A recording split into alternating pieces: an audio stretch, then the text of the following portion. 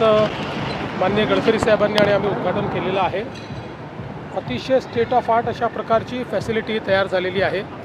100पेक्षा जास्त एकरावर हे काम यांनी केलेलं आहे आणि यामुळे उद्योगाच्या क्षेत्रामध्ये, लॉजिस्टिक्समध्ये, मॅन्युफॅक्चरिंगमध्ये खूप मोठा फायदा नागपूरला होणार आहे। आज आपण जर बघितलं तर गेल्या काही काळात आपण जी लॉजिस्टिक्स पॉलिसी तयार केली त्यामुळे नागपूर हे देशातलं एक लॉजिस्टिक हब होत आहे। मोठ्या प्रमाणात लॉजिस्टिक पार्क्स तयार होत आहेत आणि यामुळे लॉजिस्टिक्सची कॉस्ट कमी होणार आहे। आपल्याला जर ग्लोबली कॉम्पिटिटिव्ह व्हायचं असेल आणि ग्लोबल सप्लाय चेनचा भाग व्हायचा असेल तर लॉजिस्टिकची कॉस्ट कमी करणं हे महत्त्वाचं आहे। तेच काम आज आपण या माध्यमातून करू। मला असं वाटतं की आता काम वेगानं करणं हेच अत्यंत महत्त्वाचं आहे आणि ते अतिशय वेगाने या ठिकाणी काम झालं आहे आणि विशेषतः हा जो समृद्धीचं एक्सटेन्शन आहे याच्यामुळे संपूर्ण पूर्व विदर्भ जो आहे हा औद्योगिकदृष्ट्या अतिशय पुढारलेला होईल आणि त्यातनं लॉजिस्टिक्सची कॉस्ट मोठ्या प्रमाणात आपण कमी करू शकू आणि त्यातनं रोजगाराची निर्मिती खूप मोठ्या प्रमाणात होणार आहे।